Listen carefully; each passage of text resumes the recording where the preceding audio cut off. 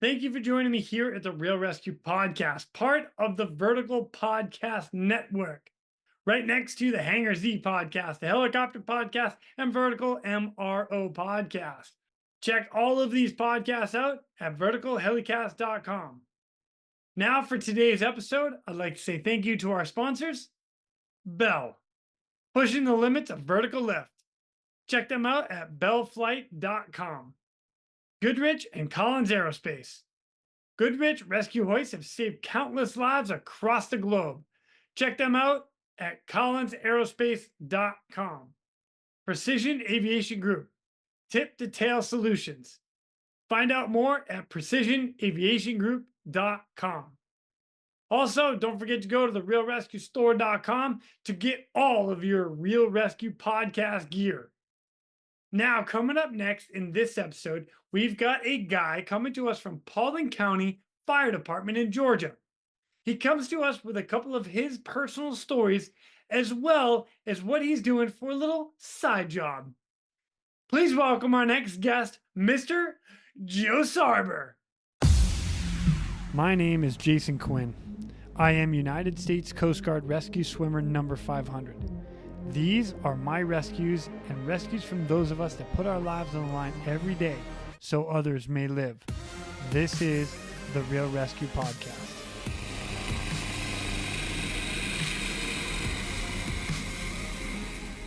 Ladies and gentlemen, welcome back to the Real ResQ Podcast. Today I've got a guest who is a fireman. He's originally from Michigan, living now in Georgia, doing the job down there. Ladies and gentlemen, Mr. Joe Sarber. What's up, dude? Jason. Hey, man. So happy to be here. How are you, sir? I am fantastic. Good. Definitely not a sir. So for this podcast, dude, I'm just a regular guy, man. It's just you and me, all right? You got it, man.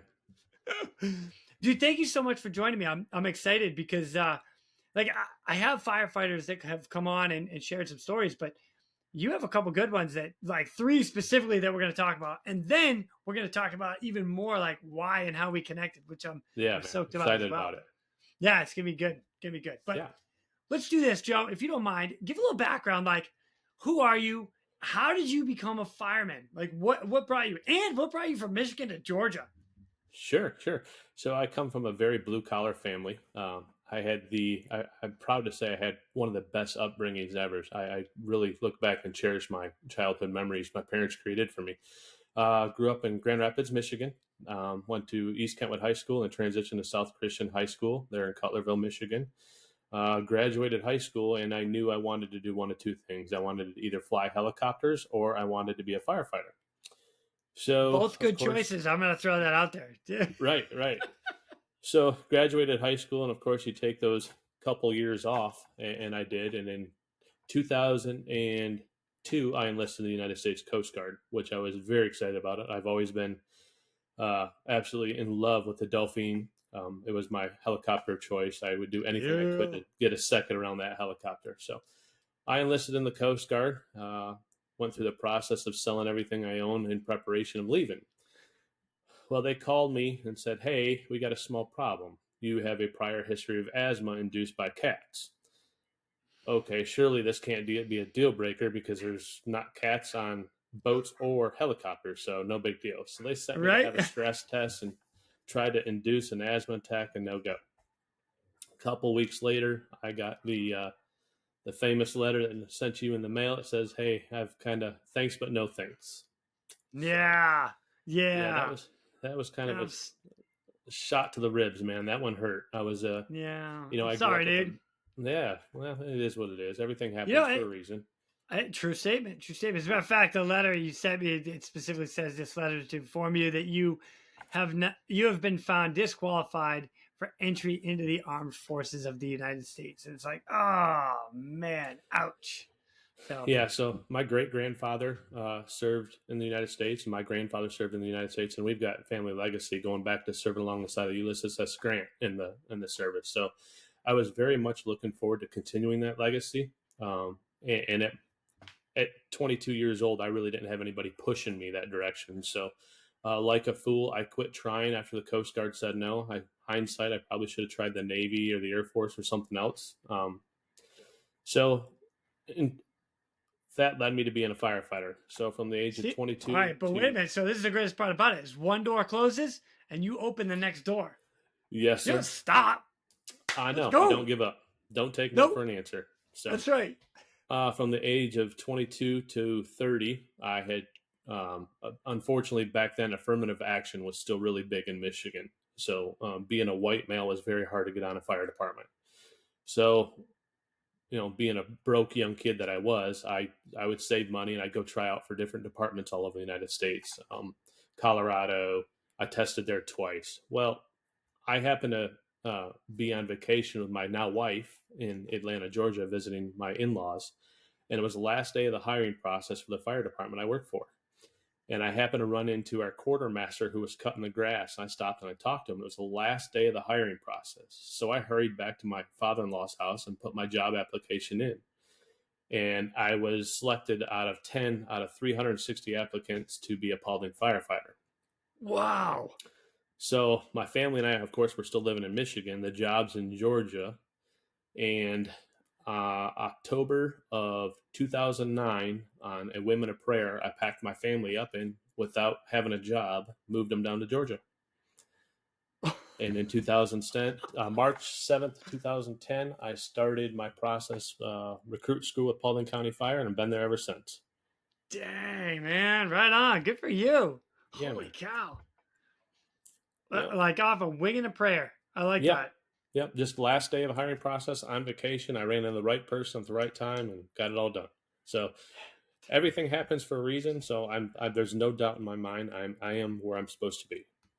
That's cool. That's cool. Now, is your family still up in Michigan? Yeah. So the only family I have here is my mother-in-law, and then of course my wife and kids. Cool. So when you get out, you want to get out of the heat of Georgia, you go up to Michigan? As long as it's not snowing.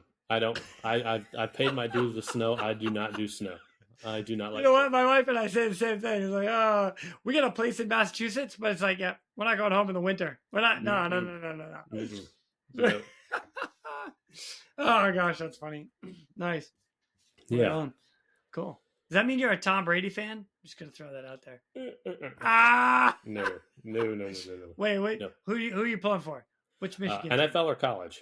Ooh, a little bit of both. Let's go both. Well, college, I got to go with Michigan. That doesn't make me a Tom Brady fan. I'm a diehard Go Blue Michigan fan. Okay, right on. For NFL, I really don't have a team. I just like the players that do good in life. Right, they're out trying to better the world. Those are the teams I'll root for.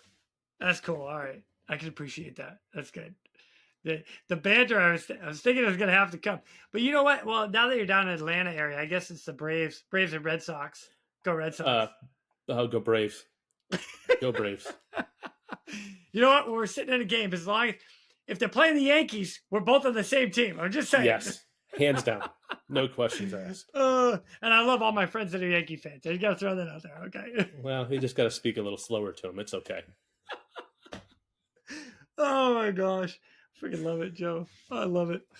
All right, man. Well, I'll tell you what, dude. Let's do this. After you got qualified and after you went through your fireman training and the department training, you get onto the department. And is it proper to say a probie? Like, is that normal? Absolutely. Okay. Absolutely. So you're probational a firefighter. probie. Yep.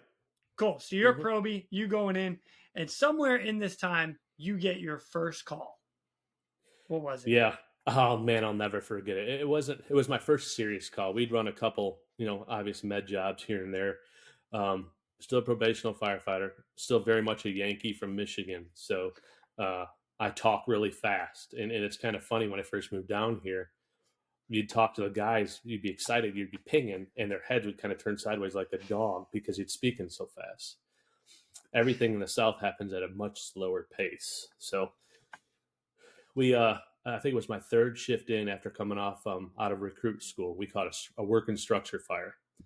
And let me tell you, I was 0 to 100 like that. Yeah.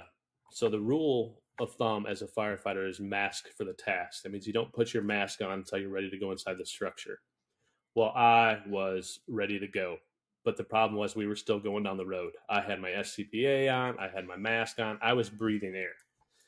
And sure enough, we show up and there's fire rolling up the front of this house. I'll never forget it because I was with my first structure fire, but I got out of the truck and I grabbed the hose line and I yank it off the hose bed, and there is a spaghetti mess of fire hose in the front yard because I didn't pull the hose off right. I'm still breathing air. My mask is fogged up. It's just your typical probationary firefighter mistake. And I made it, and I look like a complete moron.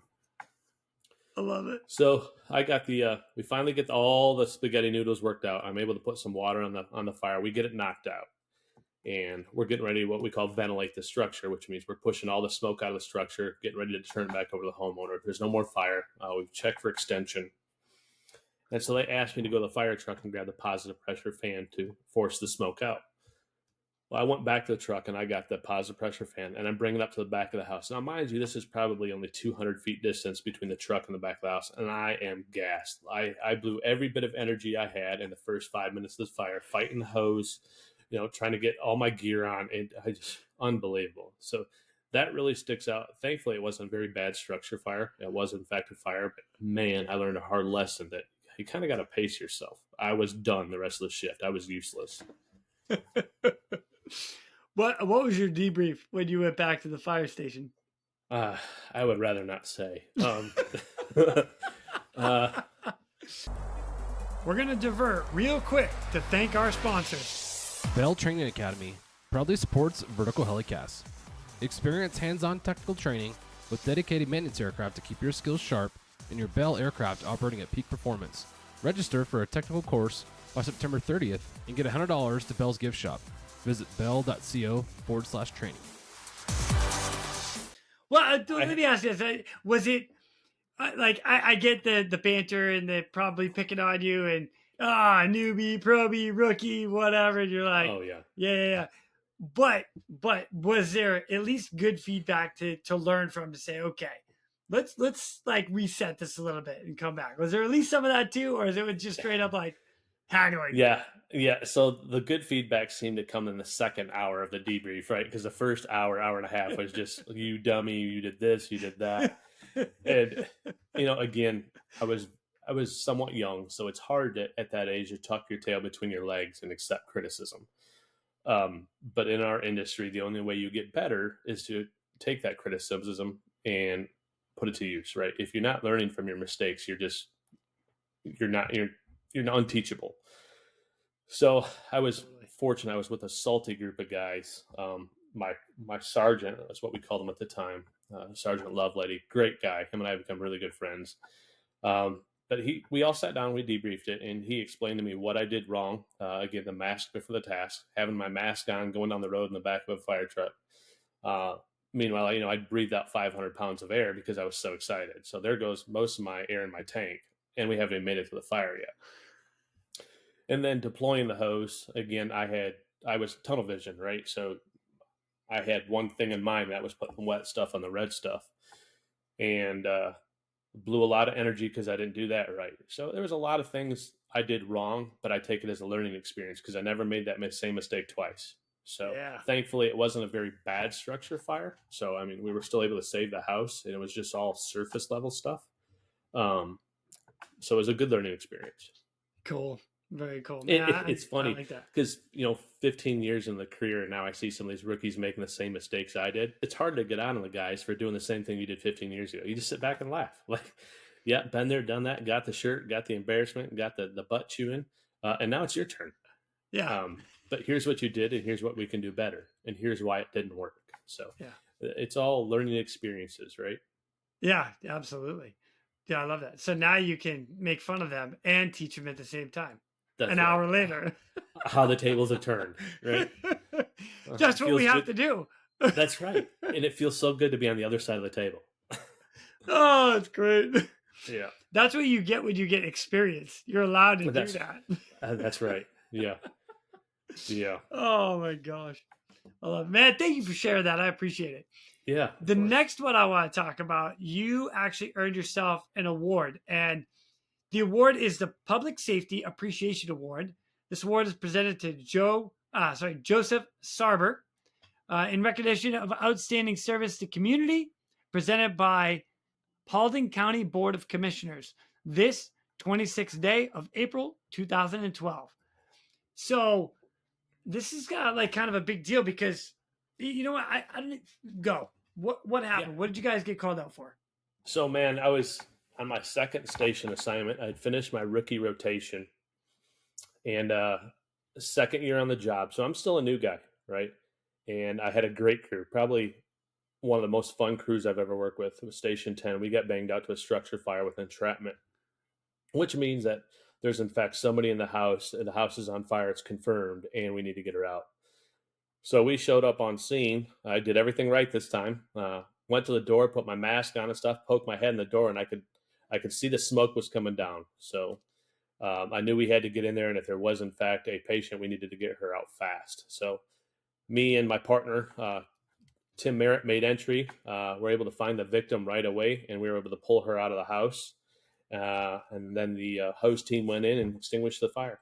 So it was very bittersweet. It's most people go their whole career without a grab or a save, and here I am, year 2 in my career, and I'm getting one. So it felt really good. So great group of guys. Everything went absolutely seamless as far as extinguishing the fire, extricating the patient, and then for getting her in the ambulance and off to the burn center. So it was Wow.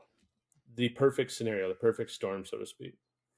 When you're going in and you know somebody's like inside, and that's like a focus. Again, I'm not a fireman, so I can't speak for any of this. So this is all new to me. But if you've got somebody inside, is it the like how run us through like the details? You're going into a fire inside the building. I mean, there is so much you have to worry about for your own safety. Floors collapsing, ceilings collapsing, walls coming in, finding your escape route, no one in, no one out, because you're going into pretty much a maze. You don't know this house or this structure, right? So now you got to go in, and then you have to get out. So run us through a little bit of like one little bit of the training, and then 2, that in particular scenario. Did Sure. she help you at all? No, she was unconscious. So Oh wow. yeah, which made it even more difficult. A limp body is very hard to move around, especially single-handedly. Thankfully, I had my partner there with me. So the first thing we're trained to do on any structure fire when we get there is a walk around or a 360. When we walk around that house, we're looking for certain things. One being the most important thing, is there anybody in the window that needs help getting out? Because that instantly becomes a priority. But when we walk around the house, we're looking for exposures. We're looking to see if there's any utility, the power lines. We're looking to see where the smoke is, what color it is, and what it's doing. And of course, we're looking to, if we see fire, has that fire ventilated outside of the structure? That'll tell us where in the building it is, what side of the house it is. So we walk around the house. We're not seeing any flame. We're just getting a whole bunch of smoke. So which tells us that the fire is still incipient. It's growing. So walk around's completed, make entry in the house. Smoke's probably about chest level, so it's not too bad. We're not having to crawl, so we can actually stand up, just duck a little bit, get beneath that smoke layer. Yeah. That made it a whole lot easier to find the patient. Had the smoke been really bad and down to the floor, it'd been a whole lot more difficult. So we knew on our walk around we were going to have a very good chance of a viable patient. So we used the saying, risk a lot to save a lot. So if it had been thick black smoke banked down to the ground, the patient's probably not viable at that point. We're certainly going to do everything we possibly can to get the patient out, but the amount we're going to risk on ourselves goes down drastically. Okay, so the walk around's complete. We know we've got a possibility of a viable patient. Tim and I make entryway. We go in. It's a double wide mobile home, which is scary in itself because how fast they go up. We make entry and through the kitchen, and she happened to be laying on the floor just outside the bathroom door. So Tim and I scooped her up and got her to the door.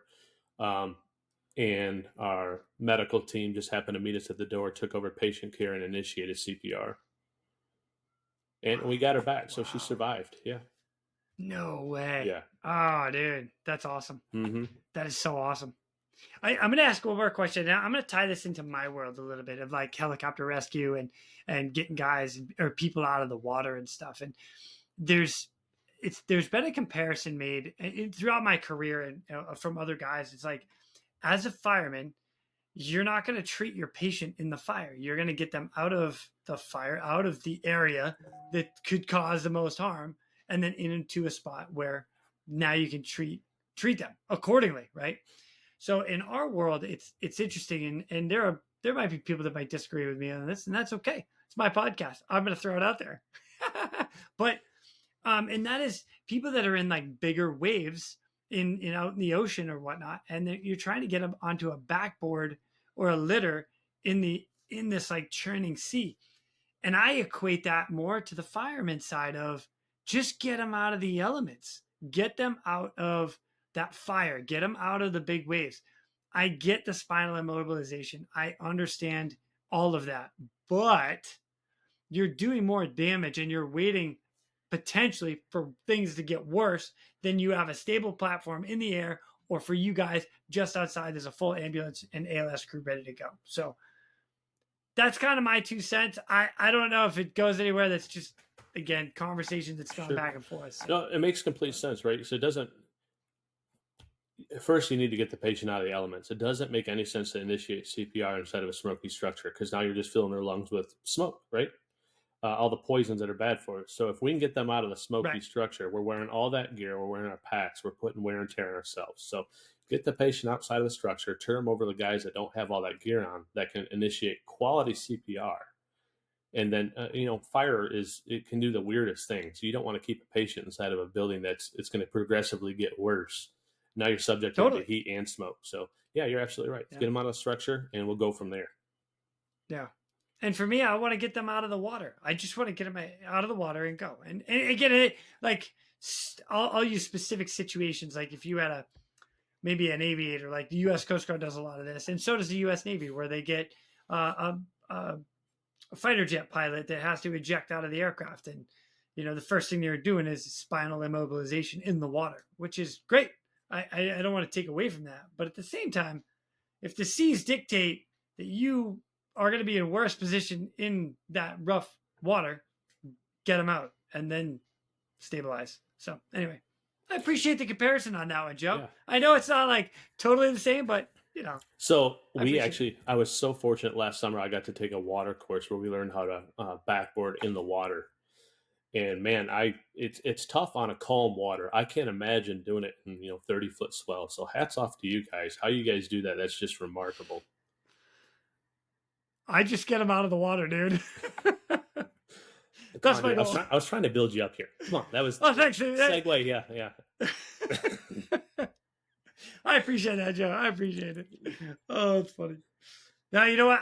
There are guys that have come on here that have talked about it, and that's what they've done. And man, hats off to them. We are trained to do it, like Coast Guard swimmers, Navy swimmers. I know those guys are as well. But yeah, I'm all about just getting the victim out of harm's way. So anyway. Well, cool. Well, hey, thanks for sharing that one, man. Yeah. I appreciate it.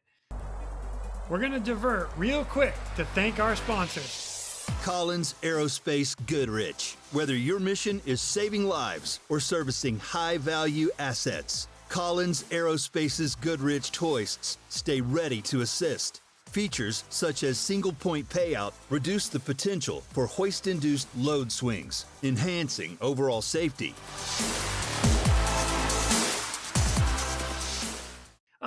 We've got one more that I want to hear about, and it's you have a trench rescue, like going underground.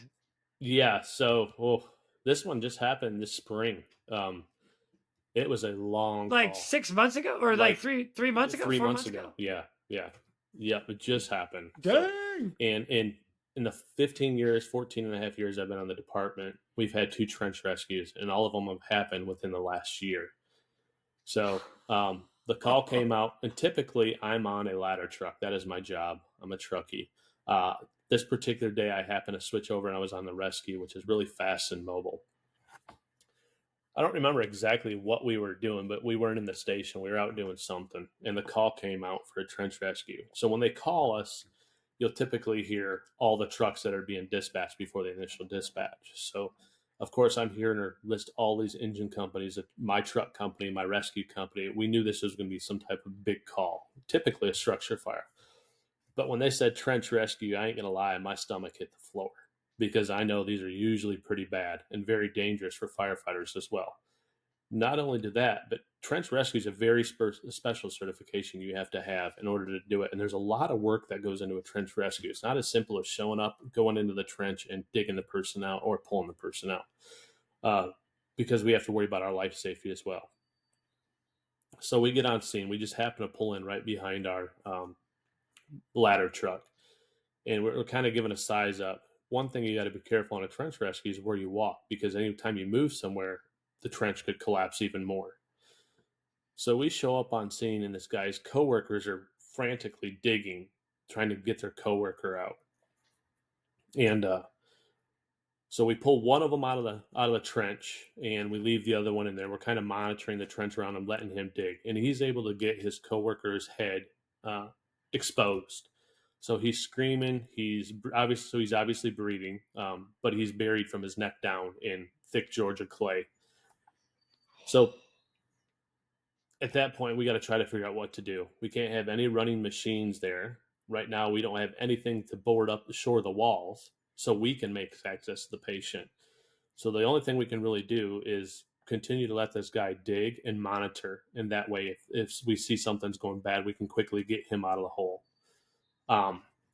So for both trench rescue calls, we've had to call in our neighboring county, which is Cobb County. They've got an amazing department. They've got a whole bunch of special training, but more importantly, they have a whole semi-truck set up for trench rescue. And so, Wow. yeah. And these guys responded. It was a huge scene with a lot of working parts. So Cobb County showed up. Their guys are just absolutely amazing, very well trained. And they took over the scene. We were there as help. Of course, some of our chiefs and our higher officer firefighters had the training, but a lot of the grunts like myself didn't have the training. So they punky point, right? They tell us to go get this. They tell us to go get that. And that's what we did. So Cobb shows up on scene. We shore up the walls, and now we can start the process of extricating the patient. The city of Dallas has a big old vacuum truck. So we backed the vacuum truck up as close as we could to the hole and started vacuuming the dirt around the patient. While they were, Wow. Yeah, it was amazing, right? So while they're doing that, this happened to fall right in between two brand new houses that were being built. Well, we needed a way to be able to lift the patient out of the hole. And so they decided to cut holes in the outside walls of these brand new houses, and they ran rope in between the studs. And they created a lifting point using these houses to lift the patient out. What? Yeah. So it was... What a trip. Oh my gosh, it was so cool. So that kind of whole started I want to learn ropes now, because how they did that was just remarkable to me. So they were able to create some system that between these two houses, lift the patient out, swing the patient, get the patient on a backboard, and then off to the hospital. But 6.5 hours we were on that scene, and it was hot. Georgia heat, right? No shade. News helicopters flying over. We've got 8-10 fire trucks parked on the road, trying to keep people away from this, limit access to the hole because any movement's causing the ground to collapse. It was insane. Probably the most stressful call I've been on, because it choosing the line of work we do, to see somebody in a bad situation and not being able to do anything about it to help because you don't know, that is tough. That sucks. So since that call, I've taken the action, I guess, so to speak, to try to get some of these special classes so I can learn more. Trench rescues don't happen very often, but if it does happen again in my career, I want to know what I'm doing. What a trip, man. I didn't know they made like vacuums to suck out the dirt. Yeah. Wow. So I think they use it to, like, the storm systems. If it's clogged with leaves and stuff, they'll put the hose down the storm system. It's like a big old vacuum, and it sucks up everything. Wow. Dang, that's crazy. Yeah, I didn't know that. Mm-hmm. Now, they're when you said they're putting a structure, so they're putting a structure in to kind of hold the dirt out from falling the rest of the way in. So they come in and build something real quick, or is it just like they drop something in between, or a square or whatnot? What's that look like? So it's both, actually. It's walls and support braces that tear down and store inside the semi truck. And so you kind of cool. Yeah, so you got to look at the size of the hole, decide what size wall you need to build the wall, and then lower it. the tricky part about lowering it is you got to be careful not to scrape the sides of the hole, otherwise they'll collapse. And of course, you can't just drop this big wall on your patient. Yeah. So you kind of got to use ropes again to help lower this box into place around your patient and create it so that if it collapses again, it's not going to collapse more dirt on the patient. And of course, we can't gain access to the patient until it's safe for us. So I mean, it seemed like it took an eternity to get this thing constructed and built, when in fact it probably wasn't as long as my body thought it was. Jeez, oh man, wow, that's crazy. Mm-hmm. All right, so now I want to go back to this rope system. So they got 2 houses under construction on either side of the patient where they're digging the hole. Mm-hmm. They put a hole in the wall of each of the houses, tie ropes onto the inside studs, and or the studs, like the wall studs? The studs, wall studs, yep. Oh my God. Yep. To create an aerial point, a point of lift directly over the victim. Yep. So it was. Oh, that's awesome. So you had pulleys in both houses, right? So you're able to take that line that goes down to the patient and you can move it from side to side. So closer to one house, closer to the other house. It was just so crazy.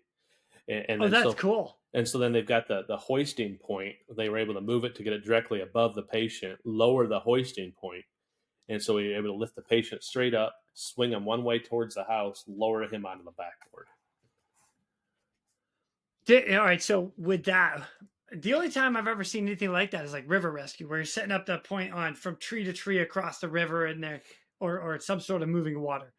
But so are you going down, or do they have a guy they're sending down to grab him, and then like it's a bear hug to get out, or what kind of extraction? So again, we utilized Cobb. They sent a paramedic down there that was trained in trench rescue. So the first thing they wanted to do is get a line going. That way, if once we get this guy out, because we're worried about compartment syndrome. He's been trapped by heavy dirt on his organs. We want to make sure that we can, they can give him whatever they need to keep him sustainable once we get him out. And of course, it's hot. You're in the sun. You really can't provide shade. So we want to get him fluids as well. So they did all that. They got him stable. They lowered a harness actually around him. They put a harness around him and then hooked it up to the system and lifted him out. Wow, man, good on him. Holy cow. Yeah, it was incredible. Absolutely incredible. Things you see in TV show. It seems so surreal. And the amount of pride, right? And not only in our department, but in my fellow brothers and sisters that were helping us too. Like we all came together. All of our training came together, even from different agencies. And we were successful. We're going to divert real quick to thank our sponsors. Precision Aviation Group. Mission critical operators and fleet managers rely on Precision Aviation Group as a worldwide leading rotor and fixed wing MRO provider. PAG provides tip-to-tail solutions in 4 MRO segments: avionics, components, engines, and manufacturing DER services. A single point of contact gives you access to over 150 million in inventory, globally 24/7. Just call 800-537-2778. Precision Aviation Group. Others sell parts. We sell support. Man, that is incredible. That's so cool. Like, again, not my world, not my realm. So I love hearing this stuff. I love learning it. That's awesome. Yeah.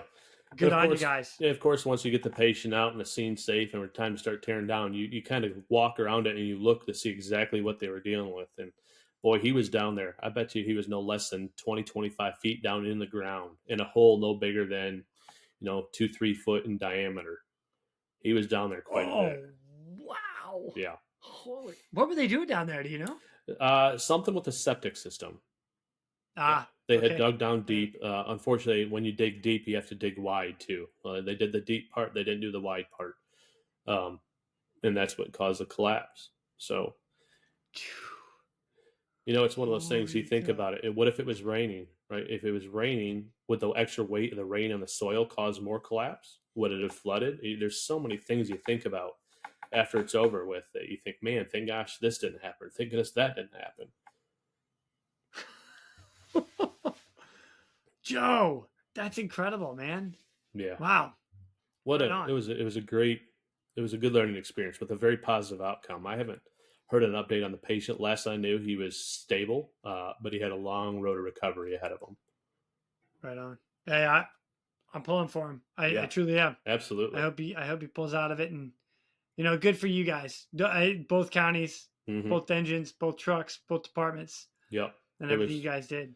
That's cool. It's really, I mean, that's probably the rewarding thing about it. Not only did we save the patient's life, but to see multiple agencies come together and everything you've trained on since you got out of rookie school, and even in rookie school, it all, you see it all play out, all of it.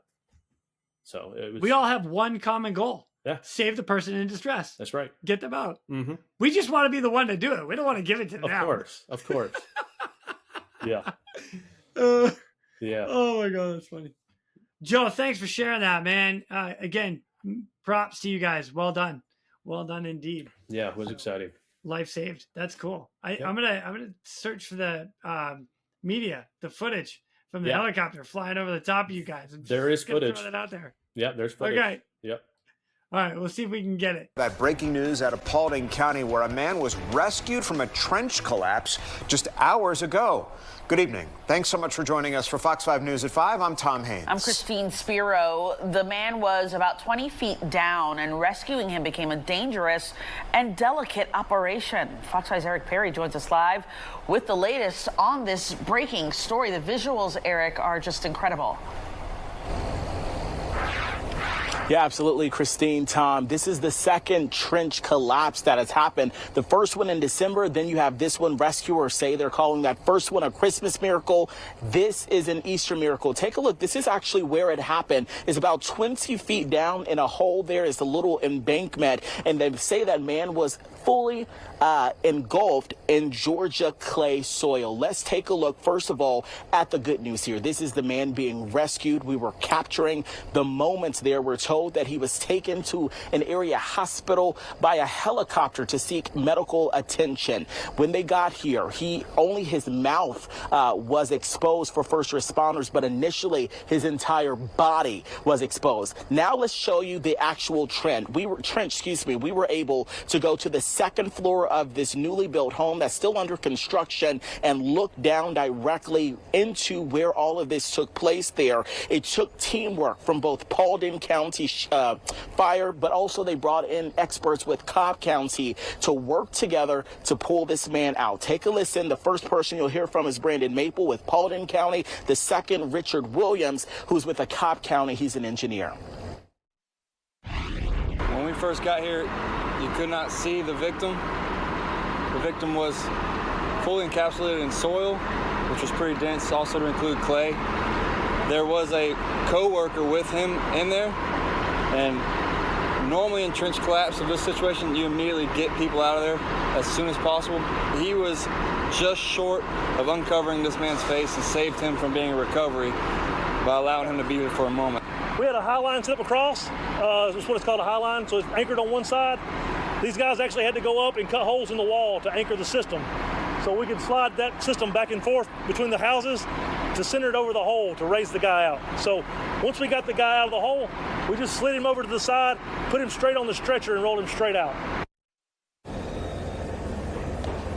Yeah, everyone said that they are very lucky to be alive. Let's take you back out here. You're taking a look at that second story window there. So they actually, if my photographer can show, they went from this house you see on the left over to this house here on the right there. And then they were able to, after careful crafting, lift that man up. We did say, no, we've learned that there was a language barrier that did play a role in this. But scary moments, they are calling this, of course, it is Good Friday, but it is an extra Good Friday here in Paulding County, as that man is alive to tell his story. Of course, we'll continue to follow this updates and we'll bring you any new information as we learn it. In Paulding County, I'm Eric Perry, Fox 5 News. Yeah.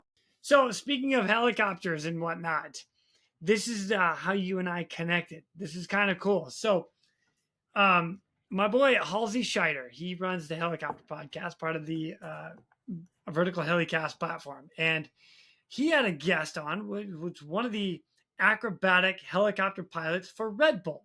He's the one that does the 360s up in the air and does some crazy stuff.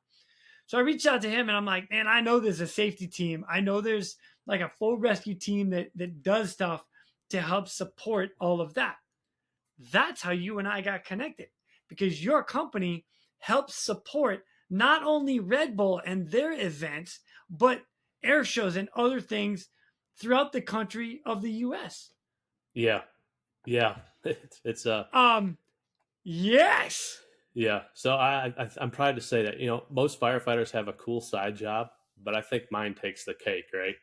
So yeah, that's pretty cool. Yeah, it is. It's Aaron Fitzgerald. He's a dear friend of mine. He's an amazing pilot. He's even more of an amazing person. So yeah, that's who you connected with. Yeah, he's an amazing Red Bull athlete as well as all of them. So yeah. Oh, it's super cool. And yeah.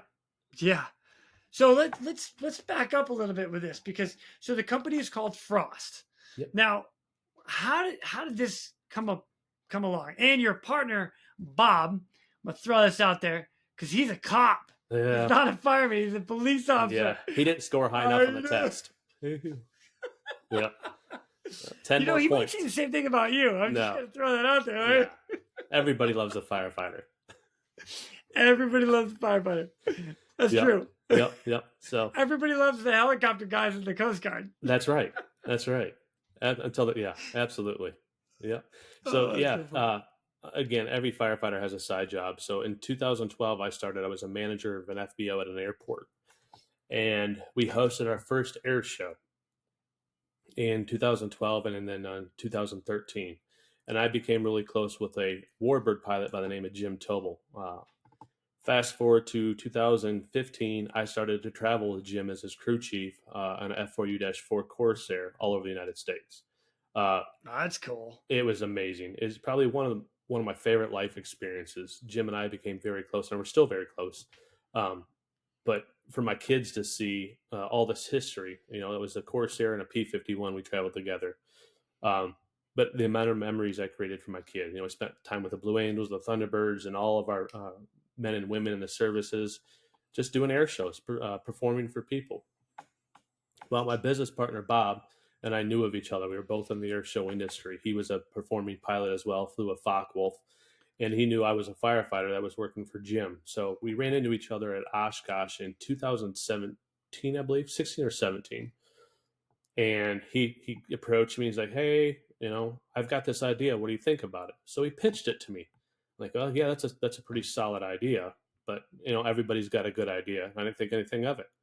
Well, about 2 weeks later, he calls me up. He's like, hey, Sarber, I'm serious. Let's do this. Let's see if we can make this work.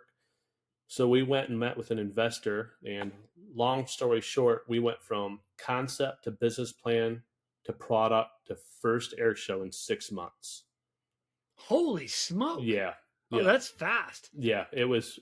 A lot of research went into everything, and then we were able to come up with FROST, which is an acronym for the Fast Response Operational Safety Team. So we are. I like that. That's good. Yeah. So everything in the aviation is an acronym, right? So why not keep on? Totally is.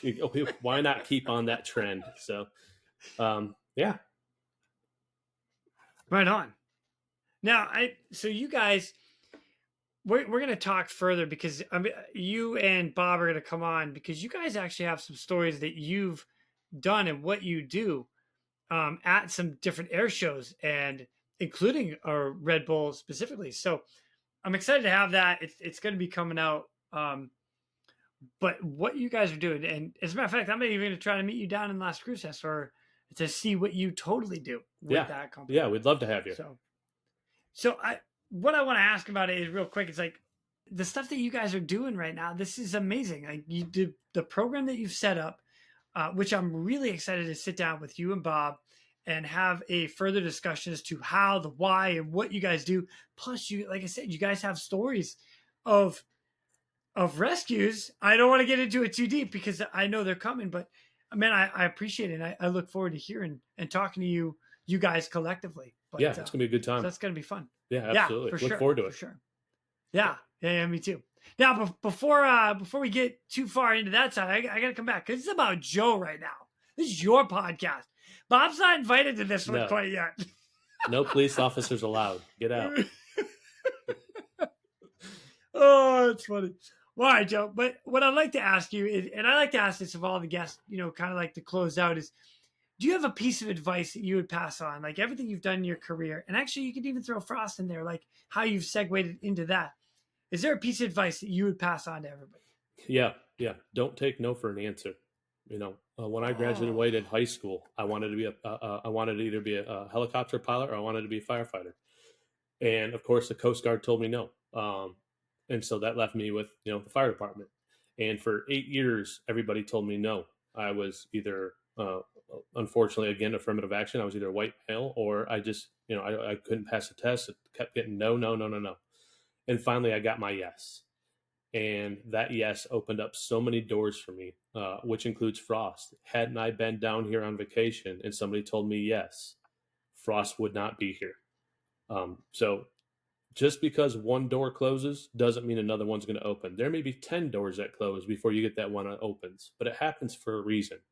So don't ever take no for an answer. If it's your dream, follow it, pursue it, don't stop. It's good advice, man. It's good advice. I like it. Joe, I can't thank you enough for coming on and just sharing some of your stories. I look forward to sitting down with you and Bob, which if we do this right, it'll be the next episode directly after this one. So it'll be fun. Yeah. And then I'm coming down to see you. And Last you know what? Christmas. I might even drop in. Yeah, last Christmas. Maybe even Georgia before then. Georgia, Just come gonna on. throw that out there. Yeah. Why not? Yeah. Why not? I'm just saying. Maybe we'll go to an Atlanta game. There you go. Go Braves. Ooh. I'd wait till it Whatever, cools down dude. a little bit, though. Okay. It's a little hot. We can do that. Oh man, I love it. Well, Joe, I will see you soon. Thank you so much for joining me, and we're going to be in touch real soon. Sounds good, Jason. Thanks for the opportunity. Anytime. And with that, ladies and gentlemen, we are out of here. Go. Now it's time for me to pull chocks and take off. But before I go, I'm always looking for the memorable rescues that people have done. If you have one that you're willing to share or know somebody who has a story, please feel free to reach out to me. I'd love to highlight it here at the Real ResQ. For everybody that is standing by for that SAR alarm, remember, those in distress are praying for a miracle. They are going to get you. So until next time, fly safe and swim hard.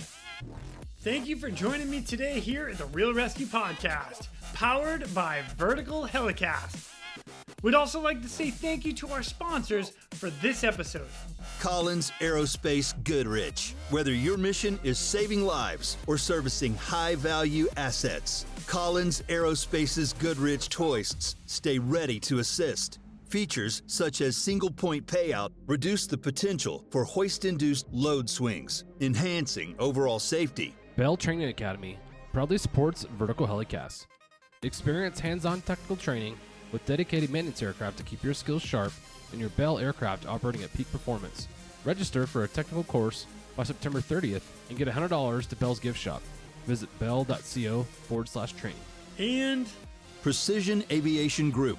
Mission-critical operators and fleet managers rely on Precision Aviation Group as a worldwide leading rotor and fixed-wing MRO provider. PAG provides tip-to-tail solutions in 4 MRO segments: avionics, components, engines, and manufacturing DER services. A single point of contact gives you access to over 150 million in inventory, globally 24/7. Just call 800-537-2778. Precision Aviation Group. Others sell parts. We sell support.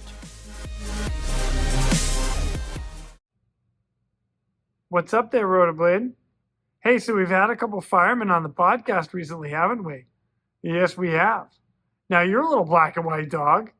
I bet you could jump right on that fire truck and be like a little mini Dalmatian, couldn't you?